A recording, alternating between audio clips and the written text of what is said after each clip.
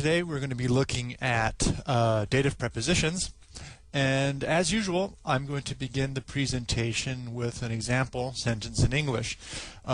Specifically, what I'm going to be looking at in this sentence, the English sentence, is the equivalent of a dative prepositional phrase. Now in English I don't think that this particular preposition, which is with, is a dative preposition, but it's going to be the example we're going to be using in the following German sentences, so we're going to start there.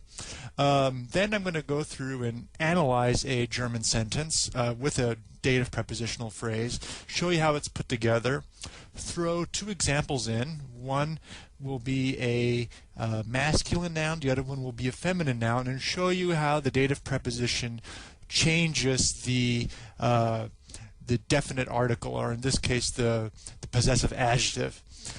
Finally, we're going to look at a list of dative prepositions, and I'll go through and sort of give the nuances of each preposition. Prepositions are perhaps the most difficult part of any language. There's a lot of extra baggage that comes along with prepositions, meanings, nuances, that only comes with lots of practice. So I'll kind of go through those and give you a heads up on that. So let's look right now at the English sentence. I travel with my mother. Now, the English sentence has a subject, first person singular, personal pronoun, I, and this is the nominative case. This is the subject of the sentence, the one who is the person that's doing all of the action. And what is that action? Traveling. It's a first person singular verb, I travel. Now, what we have here with my mother is what we call a prepositional phrase. It tells you the manner in which I travel. What's interesting here is that with the preposition, with my mother, it doesn't change the word my at all. I could say I see my mother, I kiss my mother, that is my mother. That is my mother, that would be a nominative construction. I see my mother, I kiss my mother, that would be an accusative construction. In all those instances, my mother remains unchanged. That's not the case in German. In German, when we throw a noun into a dative prepositional phrase, it's going to change the endings. It's going to change the definite articles. So let's take a look at that. Same sentence, but in German. Ich fahre mit meiner Mutter. We have the subject of the sentence, a first person singular personal pronoun, ich, the nominative case. This is the thing, the person is doing everything in the sentence, the main actor, the subject. And what is this person doing? Ich fahre.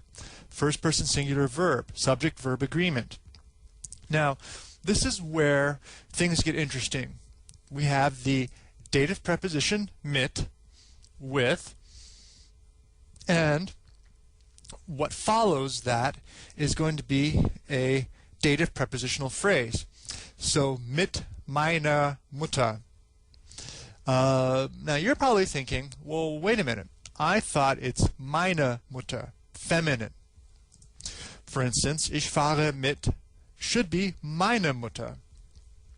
However, whenever you drop, in this instance, a feminine noun into a dative prepositional phrase. The prepositional phrase is everything that comes between the dative preposition mit and the very end of the sentence, the period, or actually the noun that immediately follows. That's all going to be thrown into the dative case. So in this instance, I simply have one word, meine, and that changes from meine to meiner Mutter. Now I have one word here, but I could also have 100 words. Everything that comes between the dative preposition and the noun that immediately follows that preposition, even if there is 1 or 100 words in between that, that is all going to be part of the dative prepositional phrase, is going to be in the dative case. So meine, which is a possessive adjective, changes from a nominative meine to a dative meiner. Now let's take a look at another example which would be masculine. Mein Vater. In the nominative, mein doesn't take an ending. It's a nominative masculine, so it's simply mein Vater. However, when I take mein Vater and drop it into a dative prepositional phrase, which follows mit, it's going to change from mein to meinem Vater. Ich fahre mit meinem Vater. So, the thing that we have to be aware of is we first have to know what the dative prepositions are, and I'll get to that in just a second. But we also have to be aware of the concept of this dative prepositional phrase. We looked at this prior with accusative prepositional phrases, so this is sort of the same concept, except instead of taking an accusative object, dative prepositions are going to take a dative object. So anytime you drop in a noun into a dative prepositional phrase, that all has to change into dative. Now, what are the dative prepositions? I have a list here on the screen. I'm going to go through these one by one. The first one is aus, and there's actually sort of a jingle. It's the one I learned when I was learning German. It's based on, I think, Strauss's Blue Danube. It goes aus, außer, bei, mit, von, seit, nach, zu, gegenüber. Gegenüber being the one that doesn't really fit into the rhyme, so it comes at the end. Aus means from, out of, or made of. So, for instance, kommt aus dem Haus. He's coming out of the house. He's leaving the house. He's exiting the house.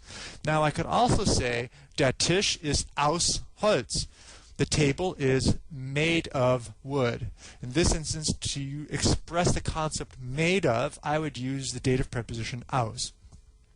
The next one, außer, means except or beside. Alle kommen außer Petra. Everyone is coming with the exception of except Petra. She's not coming. Now, bei means near, at, for, or with. So wohnt bei seinem Großvater. He's living with his, or at the residence of his grandfather. Steht bei mir. He's standing by me. So it could either be a physical concept, that someone is physically standing next to me, or it could also imply that he's residing at a place, at a certain address with a person. Mit, with, which we saw before, or by means of. So for the prior example, I'm traveling with my mother. This one right here, fährt mit seinem Fahrrad. He's traveling by means or with his bicycle. Von, der Brief ist von Hans, is from Hans. The letter is from Hans. Let's see, we could also say das Buch ist von mir geschrieben worden, which is a little more complex. What I'm saying is the book was written by me. Seit, since. Wohnt seit 8 Jahren in Deutschland. He's been living for 8 years, or since 8 years, for the space of 8 years in Germany. Seit is interesting. It implies that there's a specific point in time in the past, and from that specific point in the time in the past up to the present moment, I've been doing something continuously without interruption. Ich spiele die Gitarre seit 8 Jahren. I play the guitar. I've been playing the guitar for 8 years. Nach means to or after. Fährt nach München. He's going to Munich. He's traveling to Munich. Kommt nach mir. He's coming after me. So when you're traveling to a distant location, a city, a big place, a city or a country, you would use nach. However, the next preposition, zu, which also means to, at, or for, you would use that if you're traveling to a place inside of a city. For example, fährt zum Supermarkt. He's traveling to the supermarket. Ich bin zu Hause. I am at home. And then finally we have gegenüber, which means sort of across from, opposite, kitty corner from. For example, die Bank liegt dem Bahnhof gegenüber. The bank is across the street or kitty corner from the train station. Now, gegenüber is interesting because all of the other prepositions come before the object. However, gegenüber traditionally or tends to come after the dative object. So, die Bank, which would be the subject, nominative, liegt, or is positioned or lays.